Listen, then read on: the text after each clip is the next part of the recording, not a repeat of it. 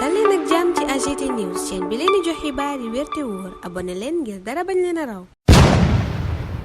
AGT News. Bismillah, jërë ngeen jëf ci ànd bi ak AGT News. Coowal ONAS gi taw fay ak Ousmane Sonko mi dalati ci kaw opposition bi la yéene kaay yu bari xëye Vox Populi xëy ca Sonko mooma ne reprendre na combat politique bi waaye itam menace yi maanaam dànqaafu gi ñeel opposition bi. Ousmane Sonko ca boobale bi yéene kaay naan combat politique bi danañu ko yenu danañu def politique ba mu saf sàpp danañu itam opposé waaye ci kaw joxante cër. Sonko ne ñi doon yaakaar ne sama fonction premier ministre daf may tere def politique ndax nañu seen bopp ndax boobale politique dooraat naa ko tey te danaa ca sóobu ba mu saf sàpp. État de grâce mu ni soxla wunu ko ndax ñi ko soxla mooy ña feebul te ñoom bokkuñu ca ñooña ñi bokk ci ñi ñu dénkoon alalu askan wi te ñu luubal ko Sonko ne ragal na ne ñenn ca ñoom léegi tey dootuñu mënati génn réew mi génn doxantu ci mbedd yi sax daanaka dootuñu ko ñeme. Projet bi nag di nouveau référentiel politique publique yi nee na bis bu génnee danañu xam ndax mën naa soppi réew même déet léegi ko ne Sonko attaqué na ko ñe na yekk na keteme opposition bi dànqaafu leen itam ndax nee na léegi fi ak diir ñenn dootuñu ñemeeti génn Sénégal waxuma la ak di wax ak sénégalais yi ne kaa bi ne yile kàddu mi ngi ko yëkkati ba muy dalal artiste projet bi xamal leen ni nag état de grâce soxla wunu ko te itam moom Ousmane Sonko noppi na ngir débattre ak ñëpp maanaam jàkkaarloo ñëpp wax jàkkaarloo na it ak booba lépp opposition mel ni ku ne leen tekkiwu leen dara ndax Sonko nee na opposition boo xam ne opposition sac à main la naka la leen mën a tiitalee waral laas ne Sonko nargal opposition maanaam ma ngay kokkali booba lépp opposition ci l'info Sonko méngale booba lépp opposition ak ginaar gu tooy le quotidien booba jamono naan waxuma la tooy waaye état bu Sénégal fi mu ne ci tànku lab la ne ndax coowal ONAS gi yéene kaay bi ne booba lépp coow sore naa fay Cheikh Tidiane Dièye ma Cheikh Dieng tuumaal ñépp yaakaaroon ne day génn démb tontu ay service am la yónnee ngir ñu indi leeral ONAS yëgle ne dana porter plainte Cheikh Dieng waaye Birahim Seck coordonnateur forum civil ne conférence de presse booba andiwut benn leeral soppiwul dara loola waral Thierno Alassane Sall ne dafay dem kala média yi fee ca parquet procureur de la république la jëm tay porter plainte contre X ca la dépêche député Moussa Diakhaté yokku xarmi karaw di laaj ab enquête parlementaire ci mbiram ONAS googa coowal ONAS googa le mandat gis ne tâche bu ñuul kukkule ci nguurug président Bassirou Diomaye Faye gi réew mi quotidien tuddee ko la guerre des cheikh yëgal ñu ne boobaleb guerre fi mu ne ci terrain judiciaire bi la jëm maanaam ca kanamu yoon ndax ONAS yéene kaay bu baa ñuy xamal ne fas yéene naa plainte directeur am ba woon di Cheikh Dieng bëgg koo toppee faux usage de faux. Birahim Seck coordonnateur forum civil ca la dépêche naan foofa yëpp balaa ñu faa yegg Cheikh Tidiane Dièye ci boppam moo war a wax ndax moom la Cheikh Dieng tuumaal lii quotidien ne Cheikh Tidiane Dièye kay daa daw deuxième technicien ministère ba la bàyyi ñu ñëw di wax Birahim Seck ne yooye le technicien xamalun ñu dara ci mbir mi dara leeragul yéene kaay bi ne moo waral yëf ya ca kanamu of nag la nar a tere ji point actu ne Thierno Alassane Sall moom tey jii lay kalaami ji yëfee ca kanamu procureur bu Ndakaaru Bougane Gueye Dany romb loola yépp joxoñ responsabilité bu Ousmane Sonko ci coowal ONAS googa coow li point actu ne Cheikh Tidiane Dièye da koo daw ndax démb ba mu waree tontu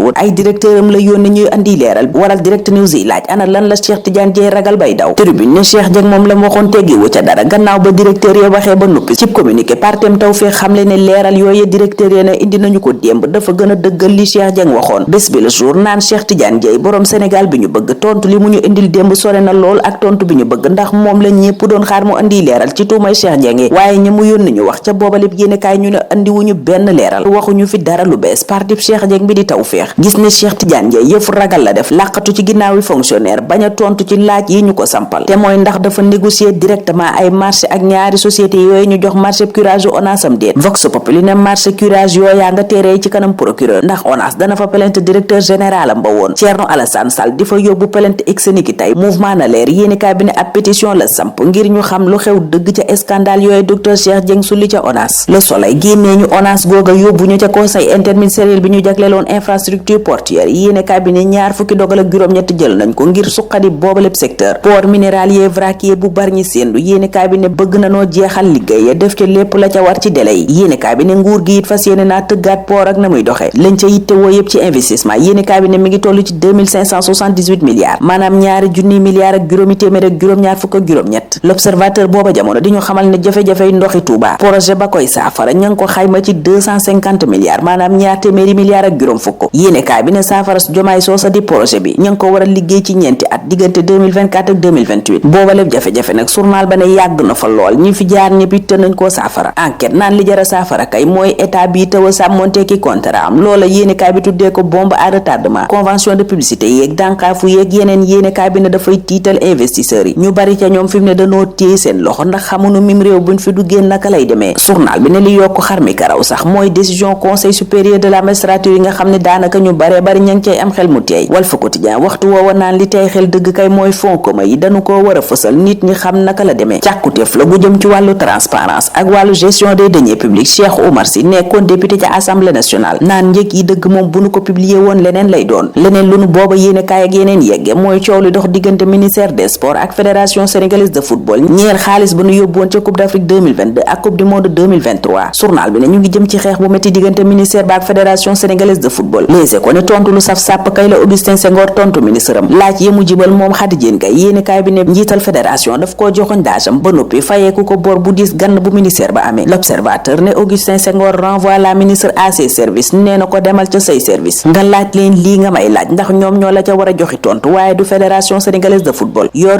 bi moom ci Sayer Niang mi def juróom-ñeent fukki weer ci bopp ARCOP nekkoon ARMP la xëy yéenekaay booba ne mandaawam jeex na depuis janvier 2017 waaye ñu wàcc ko fa loola tax Sayer Niang fayeeku ci lu dul yoon ñeenti téeméer ak juróom fukki millions yéenekaay bi ne luy ëpp ñaar téeméeri millions yi indemnité fin de contrat it ma ngi koy jot 2016 ba tey Le Témoin di fàttaliku jéye ji xewoon fukki fan ak juróom-ñeent weeru atum 1997 bés ba l'armée bu Sénégal ñàkkee fanweeri soldat ak ñett ca Casamance yéenekaay bi ne am na tey ñaar fukki at ak juróom-ñaar moom xew-xewu mandina mankaañ bu tiis booba weneen tiis wunu l'Observateur ak yeneen yéenekaay yeggee mooy la xew Pikine Technopole di ñaari néew yu nu fekk ci appartement kenn ki di fecckat bi Aziz Dabala keneen ka yéenekaay ba ne ñoom ñaar a dëkkoon appartement booba ñu nekkoon ak yéenekaay bi ne buntu ba ñu ko tëjee ci biti maanaam dañ leen a faat ba nuppi tëj leen benn néew bi yéenekaay bi ne ci salle de bain bi lañu ko fekk beneen ba ñu lëmas ko ci darab Libération moom xëy ci mbiram Sidi Diop yéenekaay bi yëgal ñu li bees ci enquête bi gannaaw ba mu ñu xamalee ni procureur mandat de dépôt la fëgg Sidi Diop mooma altine lañu koy àtte ca flagrant délit Libération ne bu weesoo dawal te amul permis amul it assurance booba lépp oto mu yoroon moom Sidi Diop ca Gambie lañu ko immatriculé passe avant ba yéenekaay ba ne jeex na permis international booba ñu ko joxee ca Gambie yéenekaay ba ne dañu koo sàcc moom Sidi Diop nag journal ba ne gannaaw ba ñu ko dégloo ba noppi ñoom gendarme ya dañu ko libéré woon sur convocation waaye ba ñu gisee ne daf leen doon jéema ndax di leen tëgg wëndeel ca la ñu jël dogalu defeere ko ca kanam procureur mooma l'Observateur ne permis de séjour carcéral la mujjee jox Sidi Diop kaso la fanaan bi Bah Diakhaté ak imam Cheikh Tidiane Ndaw gannaaw ñetti weeru ñu def ci kaso bi Les Échos ne léegi tey ñu génn foofa ñun la ñuy jaare ñaanal leen kenn dal ak jàmm dig dajee ëllëg incha allah. AGT News.